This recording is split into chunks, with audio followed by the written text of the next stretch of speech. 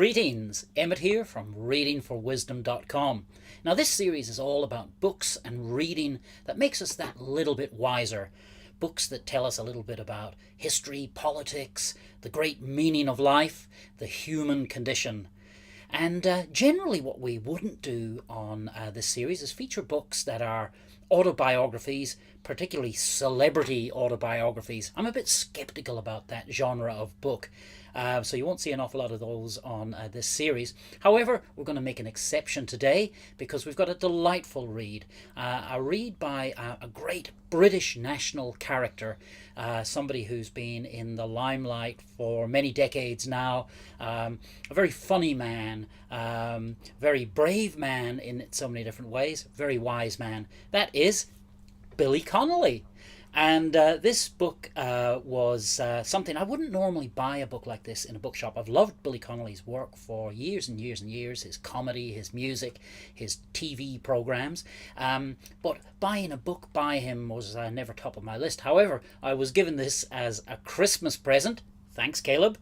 And picked it up, had a little flick through, and read it all the way through. I was really most amused, most enlightened. It's a delightful book. So Billy Connolly, Made in Scotland, My Adventures in a Wee Country.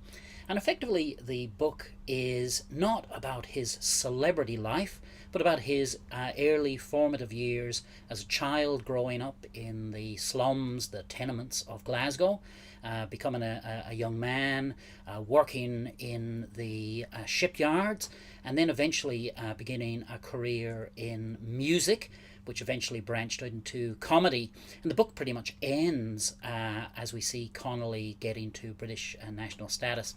And the book really focuses on Scotland, Scottishness, the Scottish people, Scottish humour, Scottish culture, the Scottish way of life. It's a great celebration of this.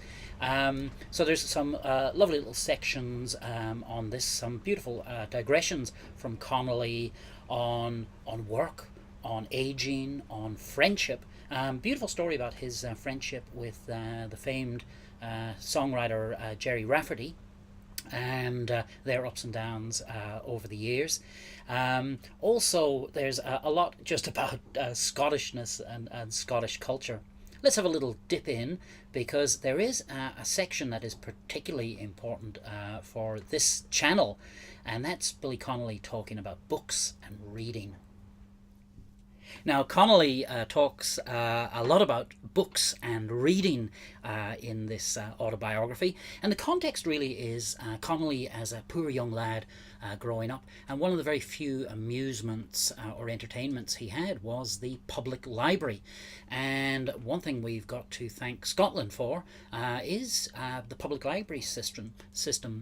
So one of the great Scottish magnates who made his fortune in the United States was, of course, Andrew Carnegie, and Carnegie spent a lot of his money on public libraries as they sort of spread around the world. So here's Connolly talking about books and reading. When I was an unhappy little boy, going to the library changed my life. It may have even saved it. Amazing as it sounds, literature can do that for you. Books are your ticket to the whole world. They're a free ticket to the entire earth. They're an entry to conversations you wouldn't be privy to otherwise. People often say that football and boxing are the ways out of the working class, and they are your ticket out of that kind of life. If you want to happen to leave it, that is, of course. But for me, the library is the key. That is where the escape tunnel is. All the knowledge in the world is there. The great brains of the world are at your fingertips. If you'll allow me to climb on my wee soapbox here, reading books is wonderful. They even make you sleep well. Not electronic books and all that kind of expletive. They will keep you awake. They mess with your eyes. I'm talking about regular paper books. Start reading one at night when you go to bed, and you will inevitably nod off and wake up with a book on your chest, your light still on, and one leg out of the bed. God knows how many times I've done that over the years. But there's no right way to read. You are not studying for an exam. The important thing are that books do you good. They improve your life and the lives of people around you. They improve you.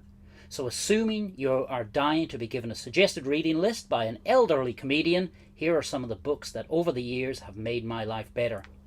And Connolly then goes on to list some of those books in here, and it's a delightful little reading list.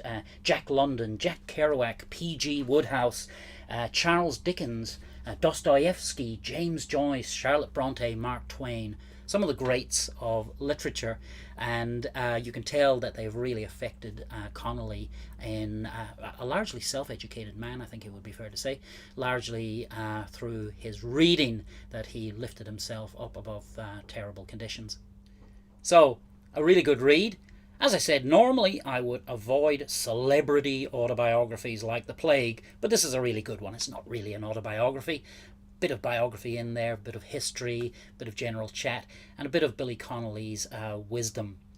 If you like the type of books that we're reviewing on this channel, please give us a like, please subscribe, and do come over to ReadingforWisdom.com, where we have much more material to amuse and to delight.